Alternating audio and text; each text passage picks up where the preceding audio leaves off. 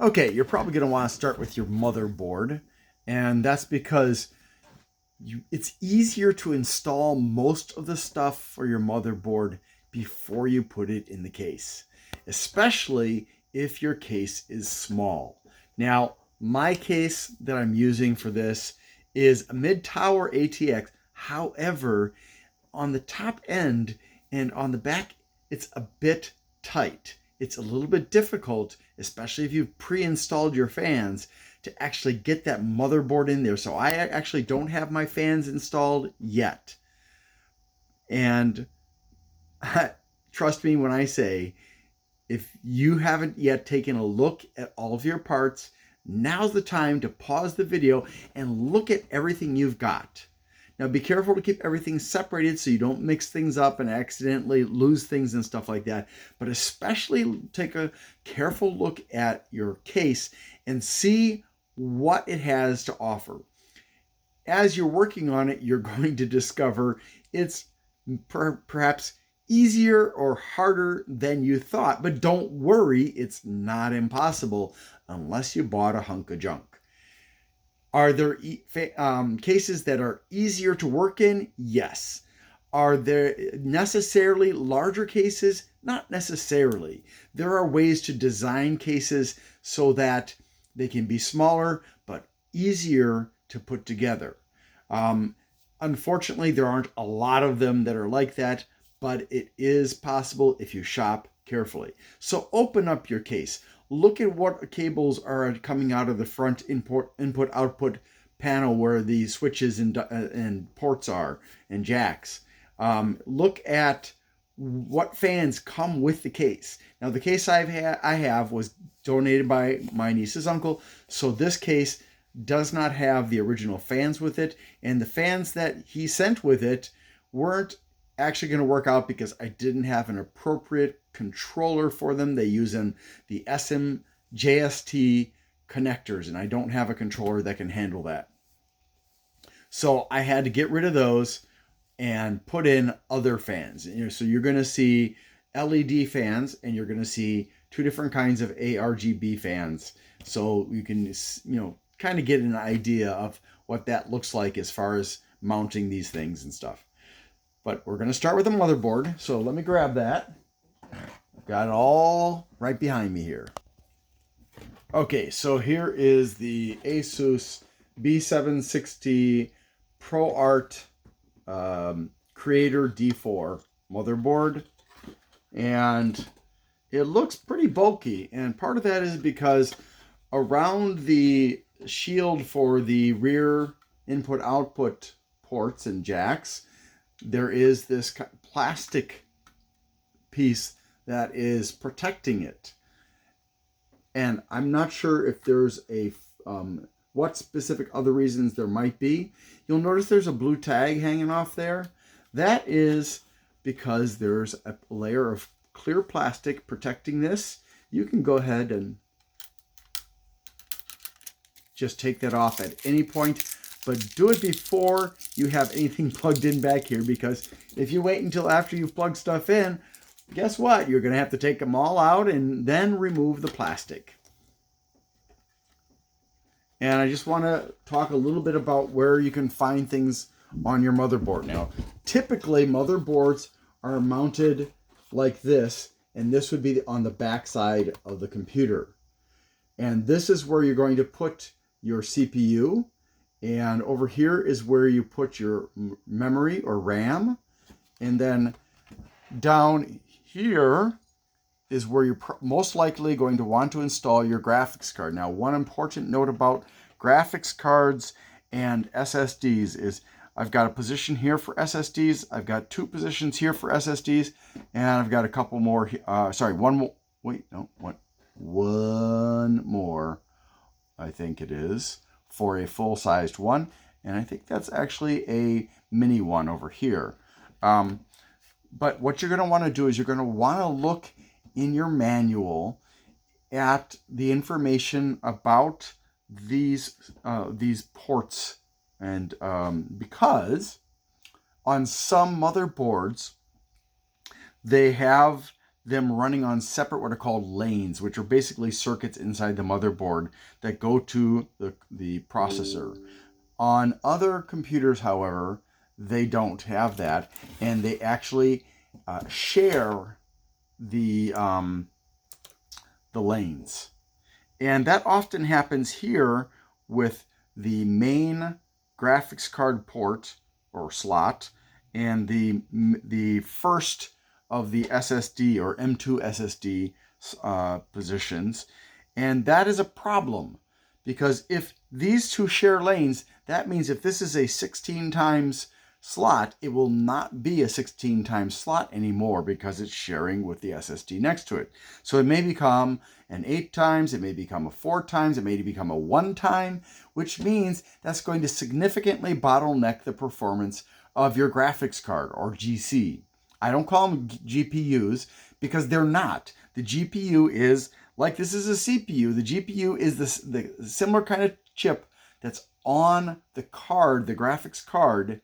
And so when you talk about them as if they're the same thing, that it can be confusing, especially when you're delving into the difference between a graphics card and the GPU. So you're going to want to check that out. If it turns out that they share lanes and you're planning to use the graphics card here, because this is almost always going to be the best slot to use, unless you get one with 2 slots that are designed for fast graphics card traffic, then you're going to put your graphics card here and you're not going to put your SSD here. You're going to put it maybe here or here, wherever the other locations are. Now, be very careful because if you happen to purchase a motherboard that, or MOBO, as people often refer to them online, with only one SSD slot, you may not have choice about where you put it. So be careful that you get enough, or you might have to install it in a secondary device that's you have a card, for example, here that would be where you would mount SSD cards, for typical SATA SSD cards or the M2 SSD cards, whatever it is, you may be forced to use one of those. The other option is you'd have some kind of a USB device or a SATA device that you can plug in the cards there. So it may not be to your advantage to do that. And speaking of SATA, on this motherboard, the SATA ports, I've got 4 SATA ports, and they're all right there. And I don't know why the lighting's getting so bad when I'm over here. So yeah. So you've got all 4 of those ports. So you may end up having to plug in something there. You may have to use an empty port in here that is designed for expanding your SATA capabilities or your USB capabilities or something like that. Now, on most motherboards, it is fairly standard about where you're going to find different kinds of ports and slots and things like that. So I want to show you a little bit more about that.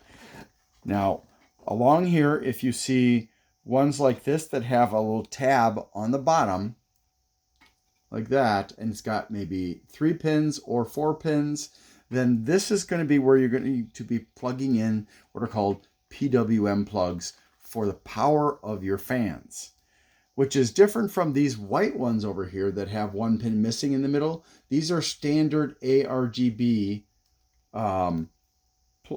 headers. These are called headers. Okay, so you're going to plug in your PWM on ones like this, and then there's another one up here, and then there are a couple more up here. Actually, there are 3 up there, but some of them are special. Now, you may be wondering about how many to plug in or in questions like that. I'll cover that in a different section. The point is PWM or power, which is PWM or DC, whatever it is. The PWM stands for pulse width modulation or pulse wave modulation. And then the ARGB is here. On this motherboard, I've got some down here. I've also got 2 up here. So there's lots of places for ARGB to be connected to. Over here, there's another PWM. And then the ones up here, 2 of them are for your CPU cooler, and then the gray one is for your pump. And the reason that it's colored gray is to make sure you realize it's a pump header, because pump headers tend to have higher amps, because oftentimes a pump will need more amperage than a fan. And also on some computer motherboards, the pump header only runs at 1 amperage. It doesn't have the ability to be adjusted. Now on this one and other good quality motherboards or higher end quality boards, you can manually adjust in the BIOS, but that's, don't worry about that. So one of the first things you're going to want to look for is where you're going to plug in the input-output panel on the front of the case. And that's almost always going to be in the corner here, this big string of things right here. And you're going to want to look at where you need to plug in your power. Now, there are usually 2 power things you're going to need to find. This one is the obvious one because it's so long. It's unlikely that you're going to see anything else as long as this. That's your main power cable. You're also going to, however, have another power cable connector, and that's up here. That is responsible for a different part of the motherboard than is this. So you're going to want to dig into your power supply, and you're going to want to find the cables that are responsible for providing power. Now, I happen to know that there's not a lot of space at the top of the case, so this is basically almost flush against a barrier, and it's hard to get these 2 plugged in. This one's going to be pretty easy, but this double set here it's actually a total of 4 on this one, and 8 technically, and then so 8 and 4, so you need 12. So you're going to want to find 2 cables that look something like this. This is a 4+4, and then this side plugs into the power supply.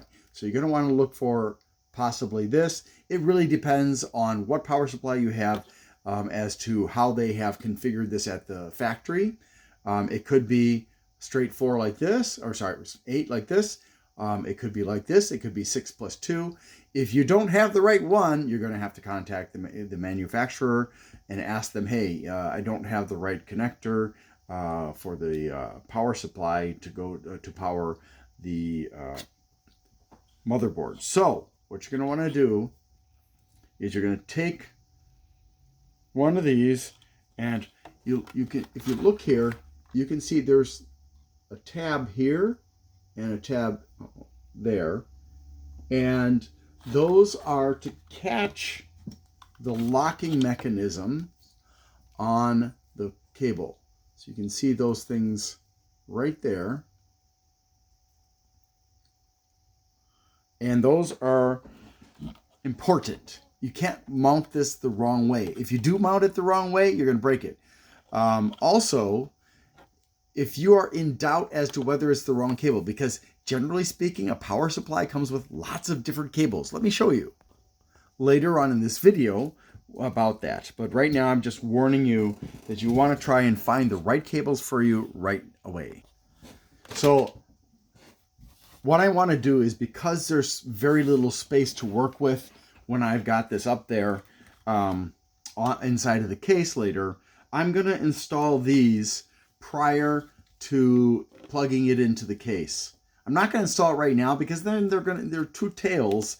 I've got 2 of them I have to plug in that are going to be dangling off of my motherboard and getting in the way. And we don't want things getting in the way. We want it to be safe, and we don't want to accidentally break things, because there are things on the motherboard, not many things, but there are things on the motherboard that tend to be easily broken. One of those things are the ARGB headers, because the pins that they use are very thin. It's easy to misalign the holes with the pins, and then you can break something or bend something, and that's a pain in the butt. Another one is you have to be very careful about the CPU area, because that can be easily damaged depending on what kind of a socket it is. This particular socket, not so bad. but there are other sockets where it can be really, really bad. Oh yeah, the other tool I think you really should have is a really good light source, because if you can't see well, you're going to make mistakes. If you've got bad eyes like me, you might also want a magnifying glass. All right, so looking at it from a different perspective, and I put the cover back on because this is normally covered with this protective piece so that the pins or whatever that are in there don't get damaged, and that's very, very important to protect that. And when you install the processor, this will pop off. So these are your 4 motherboard slots. Some some motherboards only have 2, some have 6, some have a lot more, but those are not standard ones. Usually you're going to see 2 or 4. And again, there's the ARGB right there. And then these here are called the VRMs. And these are for heat dissipation. They're basically a static heat sink that just sits there. They don't have a fan on them. And all these little black cylinders are capacitors. And then we've got the 2 PWM headers here for the CPU cooler, and then the one for the pump. And this is the main power, and this is the other power, and the main card slot for PCIe, usually for the graphics card, and then the secondary one for lesser cards. Like if you don't order a motherboard that has Wi-Fi, you may want to get a USB Wi-Fi dongle, or you may want to get a card that sits here, and then you won't be able to add any more cards at a later date. And then we have the more PWM and more ARGB for the fans. And then we have this one here, which is let's see, I think that is for sound. And then there's a whole lot of them. The most important ones are the PWM, the ARGB. Well, not most important. These are for USB. These 2 here are also for USB. This is one of the ones that's very delicate, so you have to be very careful to get it in there carefully. Otherwise, you're going to end up with, oh no, bent pins. Okay, so I just discovered this is already damaged. It has a bent pin, and could be that the other pin is actually missing. So I'm going to have to investigate this and see if there's only 1 pin missing and that's it. I might be able to straighten it with tweezers, but it's a very delicate operation. But this is for USB, I believe it's 3.0 or 3.2, and then this is for, I think, for 2. I don't remember. I have to look at the documentation. Always look at your documentation. This is for M2 SSD, and here, and then of course the other one is right here, and they can hold different sizes. So those are the most important parts of the motherboard that you need to understand about. And also when you're looking at the CPU area, it's very there's a lot of tension on this bar, and so removing it, you have to really kind of push down hard, but not too hard because you don't want to push it down too fast. And then bring it up, and then you can open like this. And you will want to also look at this to make sure there is nothing wrong. Like, I'm a little bit concerned because right there I see one that's off color, and also right there, and that makes me concerned that maybe there's something wrong with this motherboard. So I'm going to do some investigation.